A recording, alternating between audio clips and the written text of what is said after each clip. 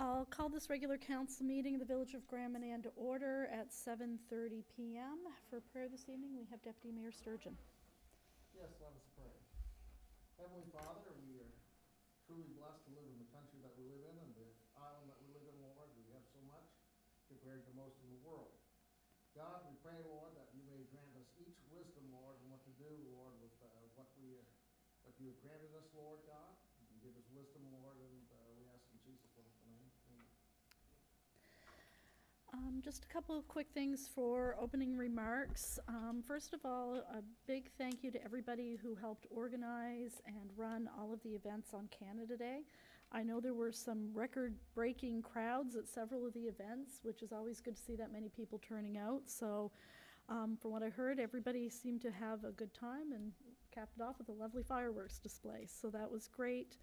The only other thing that I would mention is, given the weather that we've had over the last few days with the heat and the dryness, we are entering a wildfire season, and hopefully not as dry as last summer, but just so people are remembering to use caution and continue to watch for the Grand Manan Fire Department, their Facebook page.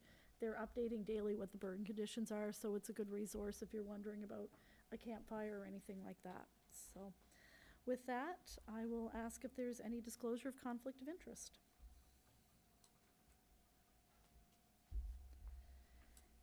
Hearing none, we'll move on to adoption of the minutes.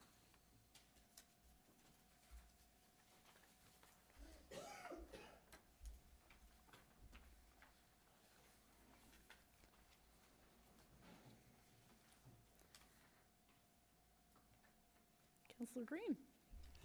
Yes, Madam Mayor, I'd like to move that we adopt the minutes as circulated for the May 27th, 2026 meeting and the June 1st, 2026 meeting. You heard the motion from Councillor Green. Do we have a seconder? Seconded by Councillor Greenlaw. Question. All those in favor? Aye. Contrary minded? Motion carried. You saw me looking a little frantic there. It was because I've lost the treasurer's post-it for an addition to the agenda, so I'm hoping she's going to bail me out here shortly. But while I'm talking slowly and she's finding her notes, I'd sent an email, I think on Friday, suggesting that we add under new business a discussion on potential amendments to the procedure bylaw, particularly relating to the opening prayer, given some of the latest news. So that would be under 14.6. And out of the general operating fund, we would like to add a payment to Home Hardware for $7,762.63. And that is for steel, mostly for Victoria Park, but other fencing. Have I got that correct? The biggest bill is for the steel, the rest is just for the tubing statement. Okay.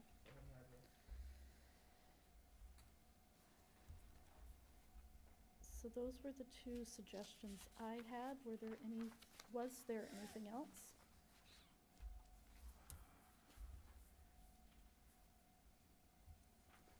Would someone like to make a motion to add those? I'll make a motion to add this. Heard the motion from Councillor Greenlaw. Do we have a seconder? I will second that. Seconded by Councillor Toll. Question? All those in favor? Contrary minded? Motion Nay. Motion carried with one opposed? No, Oh, sorry. Madam Mayor, Yeah. in all due respect, if there's not unanimous consent, then they cannot be added to the agenda. Okay. If that is correct, isn't it, Councilor Green? All right. Well, then we will table those two for future discussion. Moving on, there's no one from the RCMP.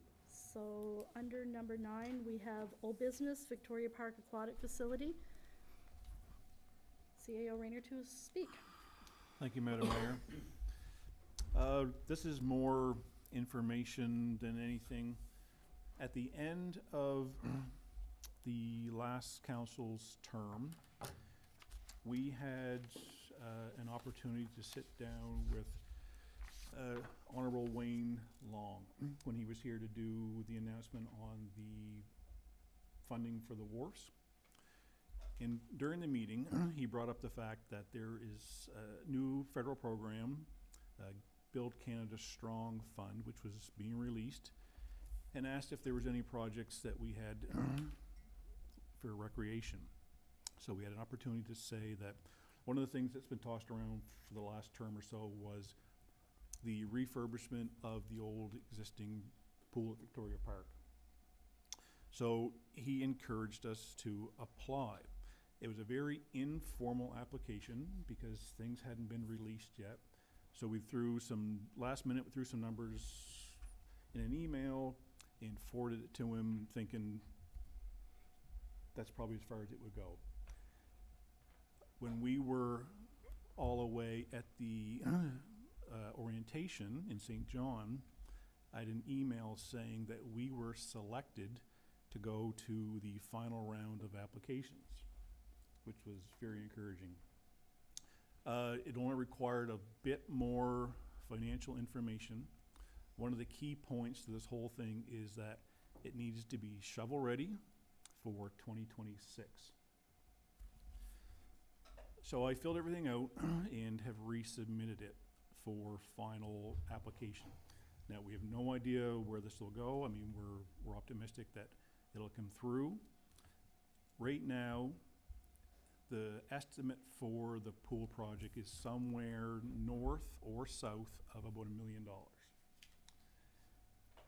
I applied for $660,000 from the feds through the new Canada Building Canada Strong Fund.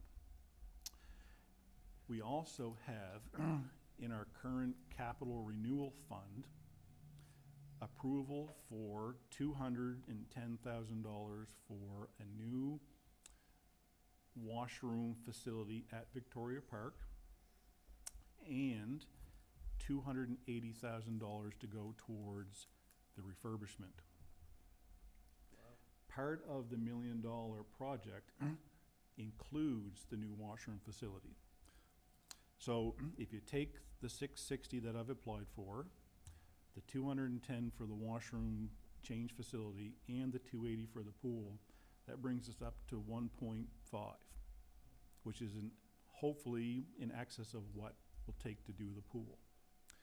So looking at those numbers, we could get the entire thing funded through federal programs.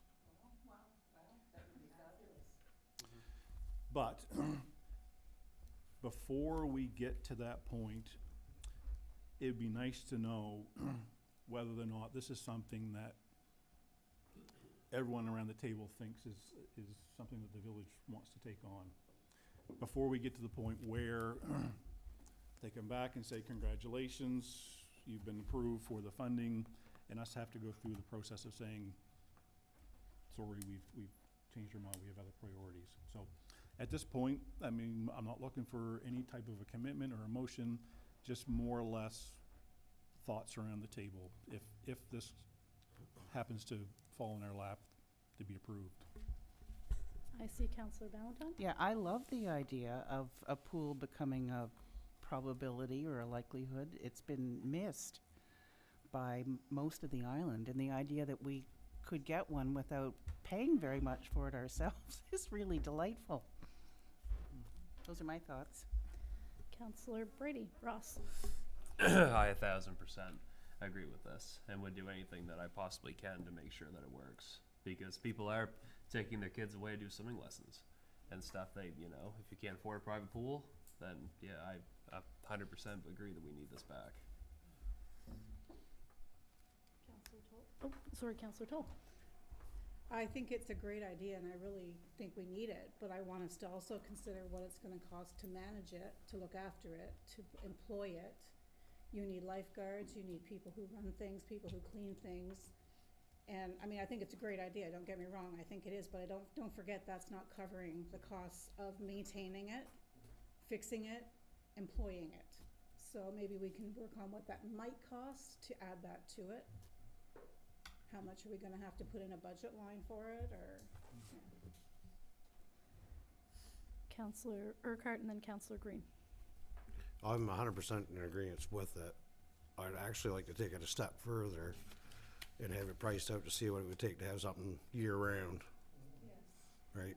Something heated, because it's a 3-month season as it is, but there's a lot of, training and stuff that takes place that we have to do on the mainland. You could start actually creating a little revenue with it. Seniors with mobility issues and stuff, so. Counselor Green?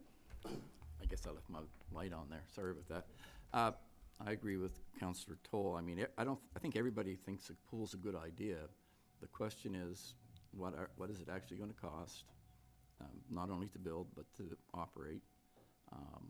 And we know we have some big unknowns looking at us, and it'd really be nice to tie some of them somewhat down, if we could, before we paint ourselves into a corner that reduces our, excuse me, our flexibility on the other things that may be on our plate. Okay, Counselor Greenlaw? I think this is an asset that we really need to put some money into and some thought into. It's really, really important for the community and the kids. And without it, we've been missing a whole lot of our summers. So definitely for it. Counselor Urquhart? Just a question for COA.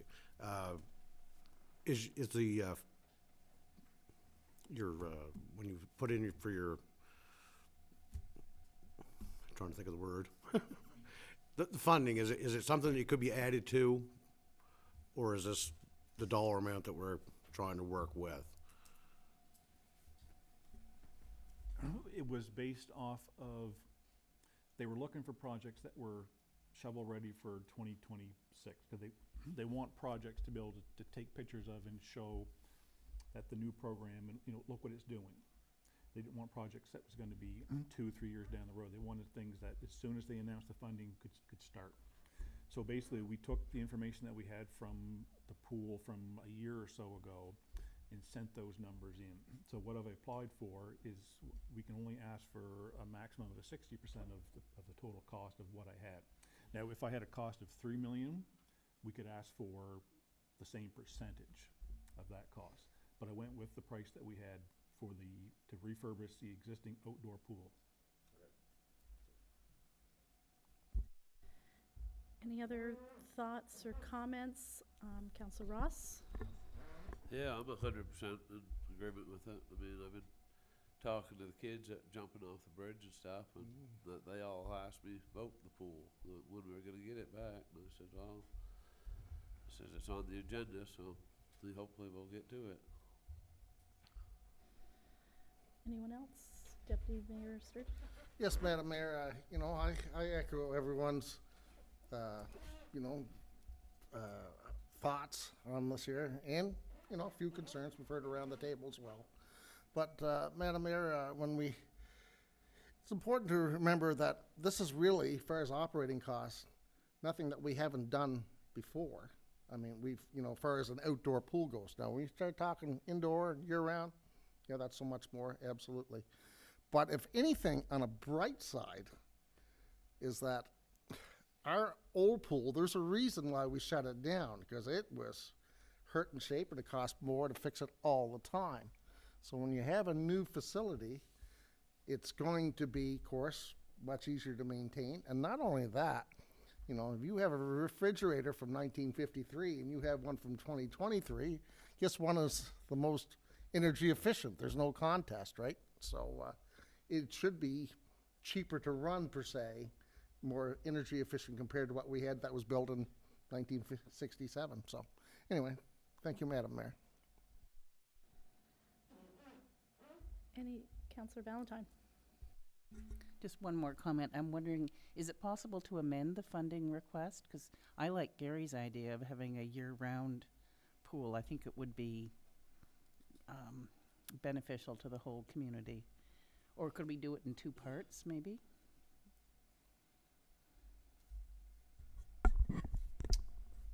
I have no idea if we could or not. I mean, we still have a very thick document from the wellness center, which was the indoor pool with the walking track, because I'm not sure how many remember, back then, one of the biggest requests was for the indoor walking track as well as the pool. And that was, don't quote me on that, but somewhere in excess of $5 million, with the annual operating costs of $350,000.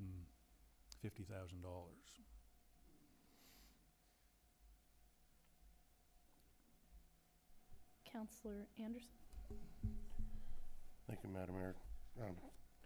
Simply to acknowledge the discussion that's already been had around the table. I think they're all very valid points. They don't need repeating. I simply wanted to be one to add my support for this. Deputy Mayor Sturgeon? Yeah, just one more thing, Madam Mayor. Since we don't have to make a decision tonight, it oftentimes when we had, like when we did the arena section in this year and such like that, we did consult the public and had some numbers for them to go over. So if, you know, I would like for us to have a public meeting per se, just to keep the people well informed of what we're actually dealing with here, if possible. Thank you.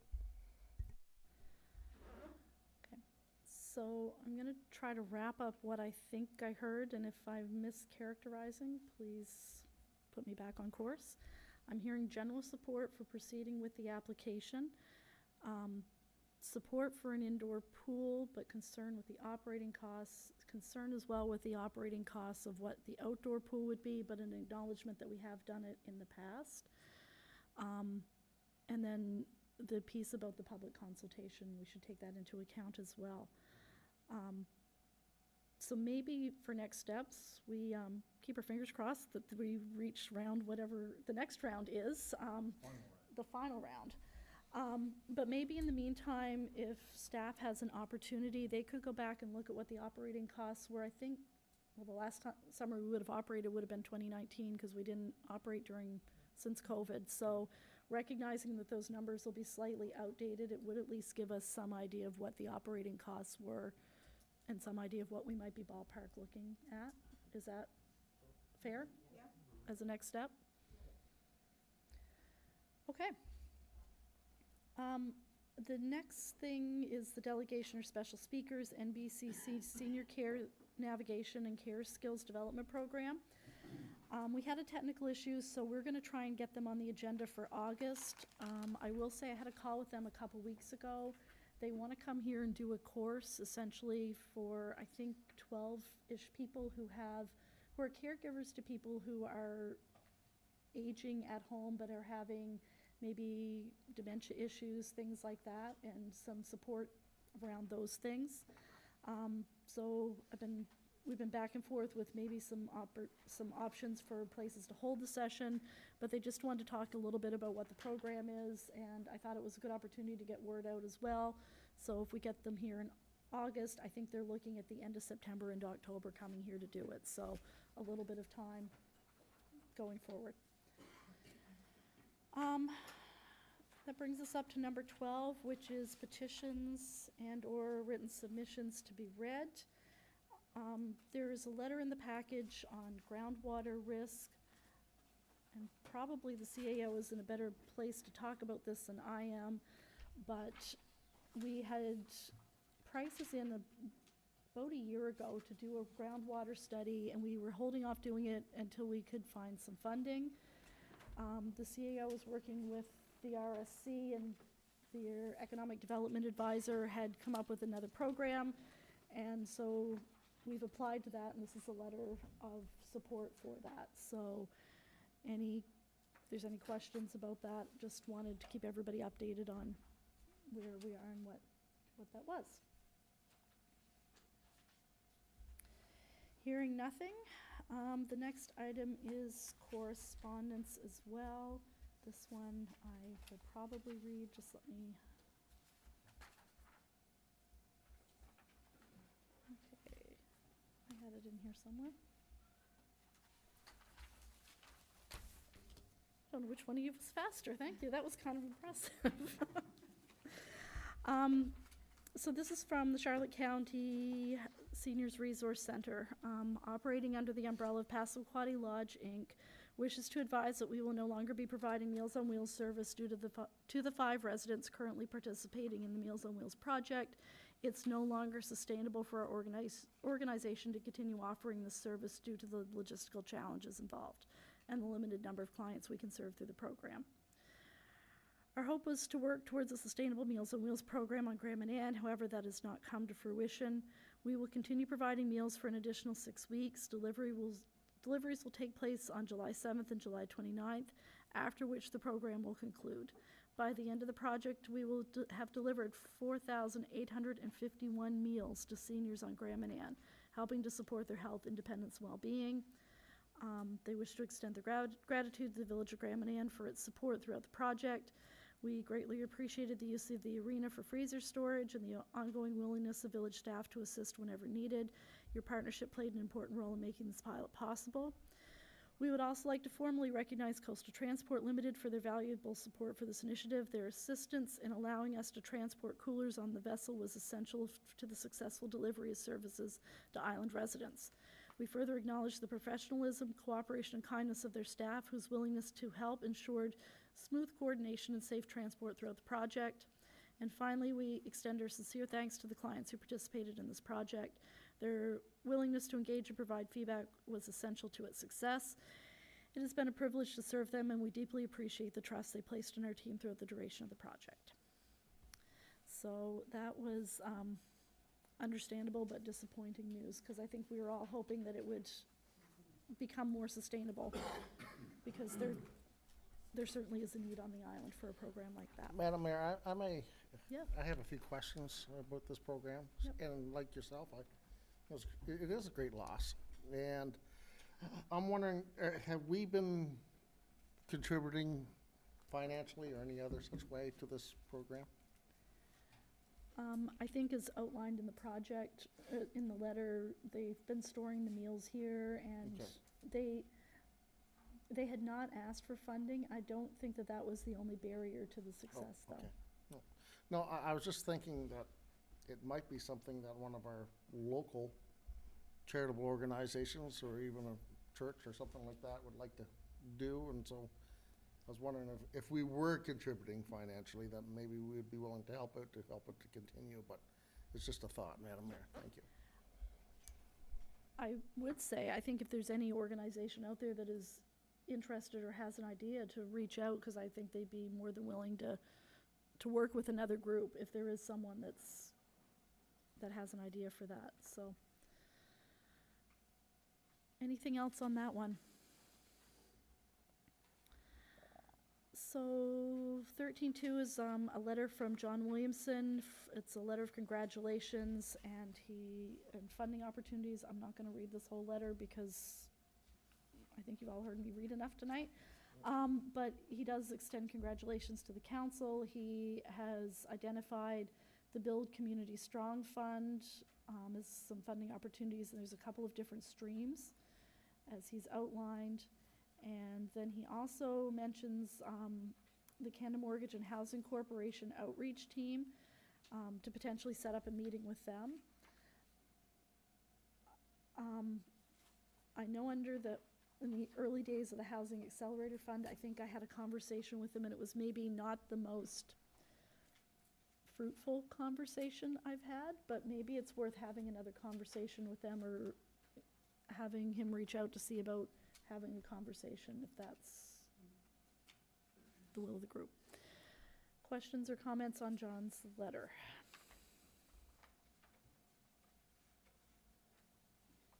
Hearing none, we'll move on to new business. There's 2 applications for donation. The first one is for Grand Manan Island Fest Music Festival, and that one is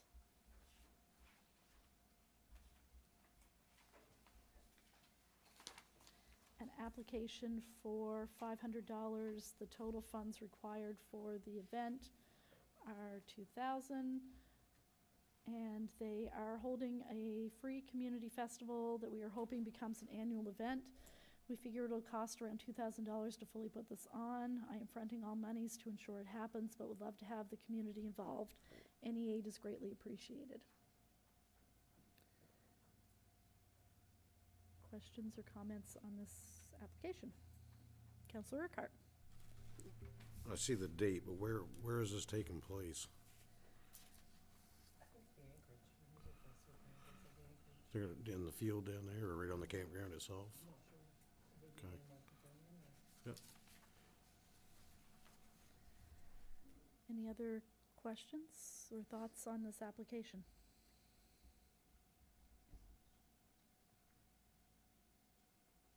Counselor Urquhart?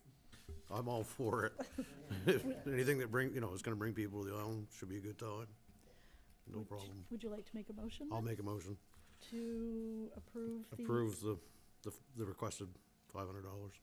You heard the motion from Counselor Urquhart. Do we have a seconder?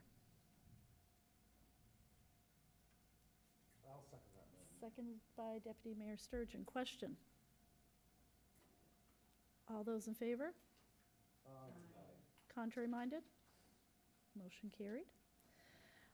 Second is an application for donation for, thank you, I'm just gonna use yours. Also for $500. The total funds required are a little over $4,500. And it's for New Brunswick Day celebrations, fireworks, games, band and barbecue. And they are looking, as I said, for $500. Counselor Ballantyne. I have a question. Do we know where the fireworks are being set off? I don't worry, because he always set them off on the other side of the Seal Cove Wharf, or he's on the Anchorage Beach, or It was Seal Cove Beach last year. was it the Okay. beach? I'm not 100% sure. Any other questions or thoughts? Yes. One thought. Just, what if come July 20th, we're in a fire ban and we've donated money for fireworks that can't happen if there's a burn ban on? Just a thought. Counselor Ballantyne. We could do a conditional donation.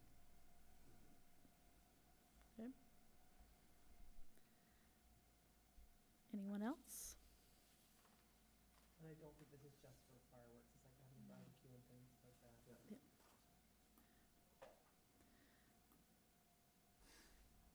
So, anyone want to make a motion, or Counselor Greenlaw? I'll make a motion to donate the $500 on a conditional basis about the fireworks. You heard the motion from Counselor Greenlaw. Do we have a seconder? I'll second that. Seconded by Counselor Toll. Question? All those in favor? Contrary minded? Motion carried. 14.3, municipal equipment truck purchase, CAO Rayner to discuss. Thanks, Madam Mayor. This will be fairly quick because unfortunately the truck that I was working on is no longer available.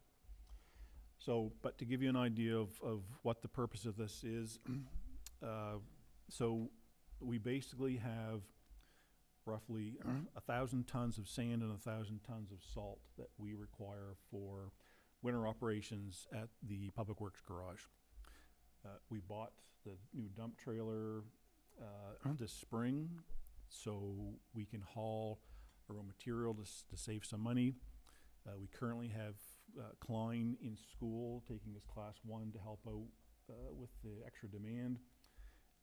Anthony, his role has increased with the amount of garbage going to the landfill, increased amount of bottles going to Moncton for recycling, also the recycling material that's going to landfill, cardboard, electronics, et cetera, et cetera. So the thought is for a second vehicle.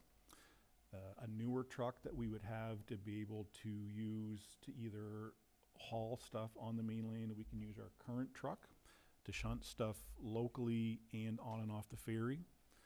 But this truck has to have a wet line, which is a hydraulic system which is able to run our hydraulic floor in our walking floor trailers for garbage, as well as the dump trailer for the sand and the salt. I was working on some options from East Coast Trucks for possible purchase or lease or a short-term rental. Looking at the amount of money we spent last year on just the sand and the salt, well paid for the rental or the lease of the vehicle. But unfortunately, someone has recently rented the truck for the next 8 weeks, which is basically what we were trying to shoot for. We're trying to get most of the material here before the adventure goes to dry dock. So we're not adding extra congestion to the ferry if we don't need to. So I will continue to work to try to find something, and when I do, we'll come back to the table for another discussion, but just something that's in your mind that we're looking at. Questions or comments? Counselor Toll? I just, can you explain, like, are we gonna be just renting this for getting that material here, and then it goes back and our trucks will be it'll be where it's supposed to be? Or are we planning to lease one like we did? Because we leased one last year, I believe, didn't we? We have a lease on something that's out there. I had 3 options. I had a purchase option so we own the truck. I had a long-term lease, which was a 3-year lease for the truck, and I had a short-term rental. Because the majority of the extra work that is required for the truck is over the next few weeks to get the winter maintenance material here. And then once that's here. And once that's here, that part's over, the summer rush is over for the garbage and for the bottles and things like that we could go back to hopefully looking after it with the current truck that we have. Okay, I just didn't understand that completely. Counselor Green? If we rent that or lease it, are there going to be restrictions on who can drive it? If we have a newly licensed driver, or are they going to demand years of experience to be able to operate it? As long as our municipal insurance will cover it, they're good. Counselor Urquhart? The current truck we have now, that has the hydraulics for the walking bottom. Okay. I'm just wondering if maybe there isn't enough warrant. I know that in the summertime, obviously it's busier, more garbage, more what have you, but it seems like in the wintertime too, they're still lugging salt, and I'm just wondering if maybe, because the one that we've got now, in my opinion, seems to be more of a shunt truck. The long haul with that limited days, that truck's needs and does require a fair bit of work. Yep, you're right, and there's no question that when we have backup for our systems, we're completely covered. I mean, most of you know that one of the reasons why we bought the dump trailer was because our walking floor garbage trailer was down.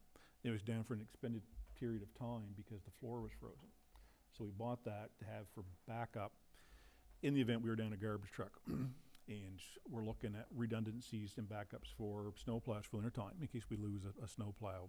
So anytime you've got a backup or options for trucks, because that truck has been down, it's had some issues. We just had a major repair done to it, which hopefully has resolved some of the issues and it's more dependable. But even with our Packer truck, when we were hauling the recyclables, we couldn't get recycling to Lawrence Station for about 2 months because we didn't have a way to get it there. So anytime we've got redundancies in any of our operations, it's certainly a bonus. Just one more thing to add with that. Where it is this time of year, you know, obviously we want to get our sand and salt here ASAP. Would it not be maybe beneficial to look into putting it out for tenders for this season until we can actually acquire something, or? The whole point was all about saving money, saving tax dollars, because we paid a lot of money to have salt, sand, and garbage hauled. Yeah. So anytime we can do it in-house is a huge savings. When we send, just for example, anytime we send Anthony in the truck, so if Anthony come to work tomorrow, he's gonna get his regular hourly wage for an 8-hour day, because that's what he's gonna be working. If he's sent to the landfill tomorrow and he's off for an 8-hour day, it's only costing us an extra fee that we pay him while he's trucking. So it's literally peanuts compared to what we're being charged from a independent operator. I just like the maintenance, tire wear, all that stuff. Even with the, like, at some point, I'd kind of like to have a look, see that the maintenance on them trucks too, right? Like, obviously, you're not running them up and down the highway For nothing. for nothing. And fuel costs, of course, regardless, but yeah. I think that we've talked about doing a budget process starting earlier, and maybe that would be a good, I'm looking at sometime in August, realistically, towards the end of the month. Maybe that's a good thing to have, like, on, to flag as sort of a side conversation through that process as we go over our current budget, to talk about what our costs are and what some of those expenses are, just so we've all got a little bit better understanding of what we are up against with some of those things. Because it is mind-boggling how much it costs to move stuff off this island some days. Any other questions or comments on municipal equipment? Okay. The only other thing I'll say to that is it may be one of those things that we have to have a shorter notice special meeting, because sometimes with these things, it's more of time is of the essence type of thing. So just stay tuned for that one. 14.4, Provincial Mobile Communications Center Contract Review, CAO Rayner to speak. Thank you, Madam Mayor. I sent everyone on Friday a copy of the agreement with PMCC. To just give a bit of a background, PMCC is the Provincial Communication Center, which they dispatch all of the 911 calls, whether it's fire, ambulance, MB Power.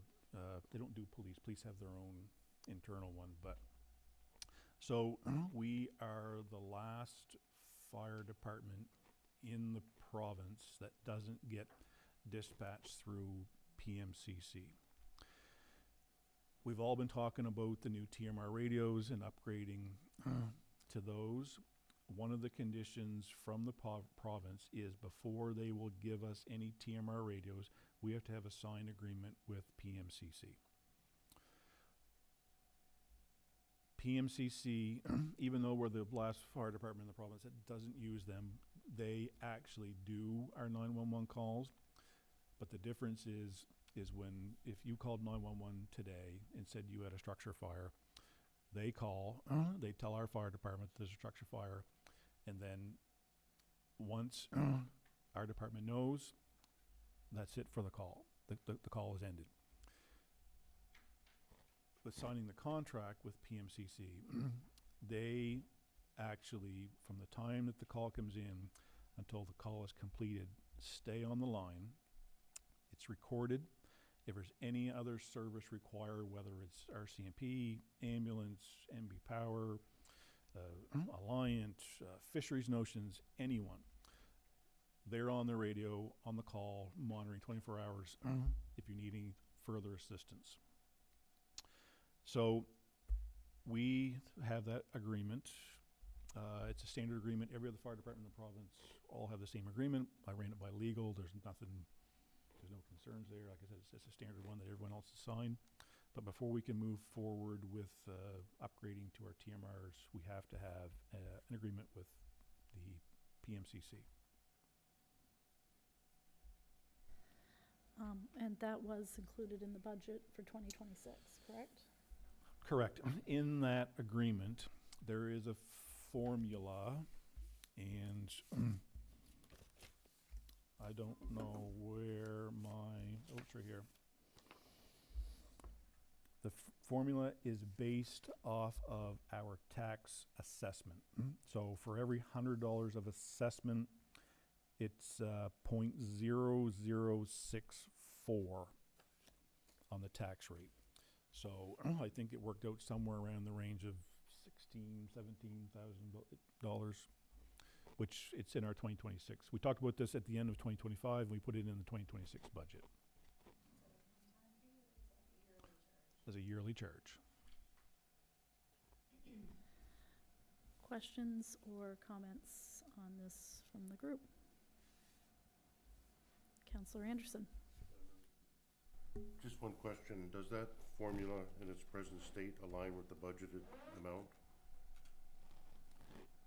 It does for 2026. Now, if our 2027 assessment goes up, that'll go up as well. So we'll have to up that amount in the 2027 budget. Any other questions or comments? Councillor Green?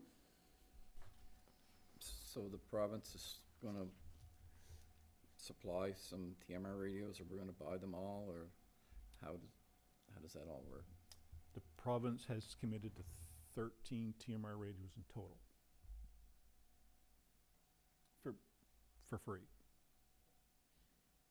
I believe in our 2026 budget, we budgeted $50,000 for the purchase of additional radios or any other equipment that we might need to go with those. But when RadCon comes down with the radios to do the training with our department, they will also do a coverage check of the entire island to make sure there's probably going to be some dead spots, and that's why RCMP used them, but RCMP also has mobile repeaters in their cars, which amplifies the signal. RadCom has offered a mobile repeater in the event that we have dead zones that we'll be able to keep and have in one of the trucks just in case. So as of right now, they've committed to 13 total radios and the potential for any additional equipment that they seem that's warranted. Any other questions or comments on this? I think we need a motion to proceed with it, just so it's in the books. I see Councillor Valentine leaning forward. I move that we proceed with this and sign the agreement. You heard the motion from Councillor Valentine. Do we have a seconder? I'll second that. Seconded by Councillor Greenlaw. Question? All those in favor? Contrary-minded? Motion carried. 14.5 is municipal property. I received an email. I'm just going to find it in my package here because it's easier. Thank you, Esme, because, anyway. So I received an email last week from a resident concerned about motorhomes that were parking in the parking area at Stanley Beach, and considering lost revenue to various campgrounds on the island. They are looking for a policy, or essentially for the village to have signs that say it's not overnight parking site for motorhomes, something along those lines. So I'm just looking for what the group feels about the use of village property for overnight camping during the summer months. So I see Councillor Green leaning forward. We actually own land down there? Yes, we I do. thought it was just where the porta potty thing. Go in the parking lot. Pardon? Parking lot. In the parking lot? Yep. Okay, thank you. Councillor Urquhart? How big of an area are we talking for the parking lot? Roughly half an acre? No, basically the gravel parking lot at Stanley's Beach is what we have. Yep. I wouldn't be opposed to, if we actually own it, I see no problem with them taking advantage of it and make $1 off of it. I understand what the complaint was, but I'm kinda going the other way on it, I guess. Anyone else? Or Deputy Mayor Sturgeon? Yes. Thank you, Madam Mayor. First off, I'm a little surprised that we do actually own it, so. In regards to this, I have had some conversations with people before that don't feel that the village should be in competition as far as renting properties out, all due respect to Councillor Urquhart. And I kind of see their point in that regards, as far as like in competition with other businesses like the Hole in the Wall and things like that. The other thing is, I mean, first off, this would have to go to the bylaws committee if we're going to go in this direction. And the other thing is that saying fines will be served, I mean, who's going to serve them? Because the RCMP, from what I understand, won't. So, I mean, it's one thing to threaten one thing, but if you're going to do it, you better follow through, or else it's toothless and it makes us look pretty weak, really. So, And that's my thoughts, Madam Mayor. Counselor Ross? What about Southern Head Lighthouse? I see people camping down there. Is that, we own that too, or is that just? That's still, the federal government still owns that. Yep.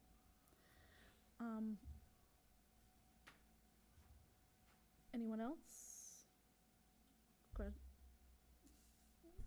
Yes?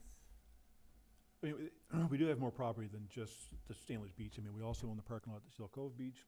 We have the piece of property that leads down to the beach next to Wade Reppert's in Castalia. So it's not just one property, but it's also getting back to the deputy mayor's comment about if we have that, a way to enforce it. But on the other hand, if the campgrounds are full and we're encouraging tourists to come here, and if there's nowhere for them to stay, you know, pulling into a parking lot where it's hopefully safe and lit, it's maybe should be something that we should consider. But Counselor Green? Yeah, they park in some strange places. I've seen them in the independent parking lot a few times. People park there for the night. I mean, if you get caught short and the park's full, what do you do, I guess? So, Deputy Mayor Sturgeon? Madam Mayor, I'm going to make a motion that we refer this to the bylaw committee and let them discuss it and see what they do their homework and see what and report back to council, of course, later and make a recommendation. You heard the motion from Deputy Mayor Sturgeon. Do we have a seconder? I'll second the motion. Seconded by Counselor Anderson. Question? I'm just wondering if maybe this isn't something that tourism should be looking at as well. Tourism committee. just a suggestion, a policy is a lot easier to amend than a bylaw. If this is something that we wanted to talk about, maybe we have a policy on overnight parking at municipal facilities rather than a whole bylaw.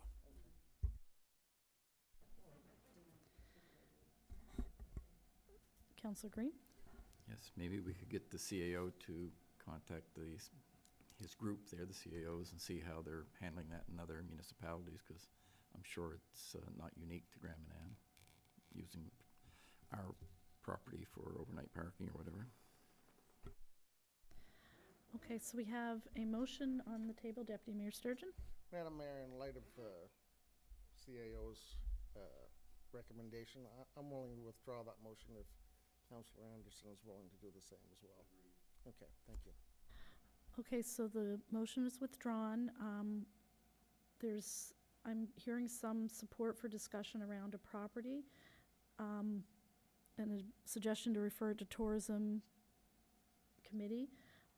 Perhaps, does that make sense to send it there to start with, or should we do a committee of the whole meeting as a group? Councillor Toll and then the Deputy Mayor Sturgeon. I just want to, my opinion on this is that it happens everywhere. Everywhere you go, there's people who are traveling all summer, they stop somewhere, they spend the night, but while they're there, maybe they're not paying for the anchorage, but they're paying for their meals, they're buying groceries, they're seeing all the tourist areas. So I think for 2 months of the year, you can put up for 1 or 2 cars stopping somewhere for the night just to have somewhere to sleep. And you know, they're still spending money. They're still buying gas here. They're still taking the ferry. The only thing is, if they're causing a racket and a party, sure, you stop it. But if they're just there to have a nap, I don't see a problem. Deputy Mayor Sturgeon? Yes, Madam Mayor, I appreciate the suggestion about taking it to Tourism Committee, so maybe we bring it to Tourism Committee and come up with a policy in this regards. Okay, so is that okay with the group? We'll refer this to the Tourism Committee and come back with some suggestions on a policy. Okay, that brings us up to committee reports, and 15.1 is the Ferry Partnership Committee, and that was circulated in your package. We met on June 25th. Coastal Transport representatives from the trucking industry and Ferry Partnership Committee. Basically, while the Adventures in refit, the province has indicated that if there is a preferred time for the 5th crossing to run, provided it is back to Grand Manan, the 5 is back to Grand Manan before the 7:30 ferry in the morning. But if there's some way to maximize the usage of that trip by the trucking industry, they would be willing to look at alternate times, subject to their approval, of course. So that's what the conversation was around. There was discussion about delaying the departure from Grand Manan. It would normally leave as soon as the 5 was back and unloaded, which is 10:30, 11 o'clock at night, depending on how late the ferry might have been running at that time. There was a suggestion that if it left at 1:30 in the morning, it gave trucks that came over on that crossing arriving at 10:30, 11 o'clock, they need about 2 hours to unload, so it would give some of them an opportunity to unload and then maybe go back at 1:30, which would free up a little bit of space potentially on the 7:30 in the morning crossing, which tends to be busy with residential travel. So that was the recommendation coming forward from the committee. The thing that I forgot to include in there, which I realized over the weekend, is that there was also discussion about the increase in size of the tractor trailers since the 5 was built. There's issues when you have 2 rows of tractor trailers and both ramps are in use. There's inches. It literally inches on a good day for those tractor trailers. So there was a suggestion that if there was more than 3 tractor trailers, that only 1 ramp would be used. But we also wanted to confirm if that was the case with the province, that the capacity numbers that they were using to calculate would reflect the fact that we were only able to use 1 ramp, not 2, because we're essentially losing the capacity for 10 to 12 cars with that ramp not in service. It was also noted that the 7:30 and 5:30 crossings, which are used mostly by residents, that those would be, both ramps would be used for those. And if there weren't 3 tractor trailers and there was more cars, obviously that they would be used then. But that was sort of what the conversation was. Any questions or comments, or did I miss anything from the discussion from the committee members that were there? Any comments on this?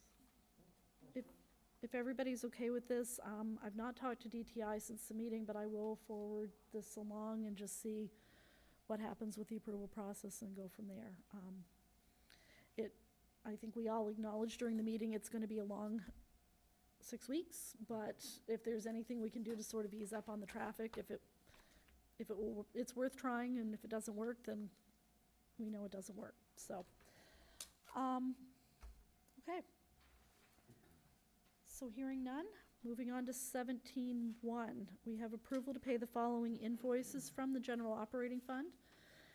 Alpha Securities for the Swallowtail cameras, $2,836.48.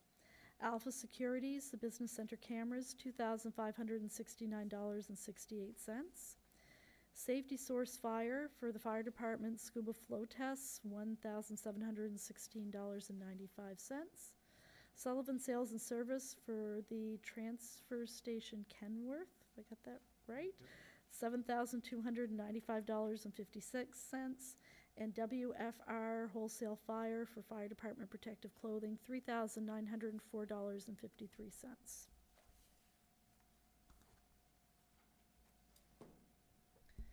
Madam Mayor, I make a motion to pay the pre-read invoices from the General Operating Fund. You heard the motion from Deputy Mayor Sturgeon. Do we have a seconder? I'll second. Seconded by Councillor Greenlaw. Question? All those in favor? Aye. Contrary-minded? Motion carried. We have nothing in closed session, so that means we're down to the wrap-up, which means our next meeting is here on August 10th at 7:30. It was an A month, I was close. That is quite a ways away, so we may have to do something in the meantime, particularly if something comes up with an option for a truck. So with that, looking for a motion to adjourn. I'll make that motion. The motion from Councillor Toll, Thank you, everybody, and shout out to our group down in the back running the cameras, so we appreciate them coming. Without Oscar, and hopefully we've managed to make it on air.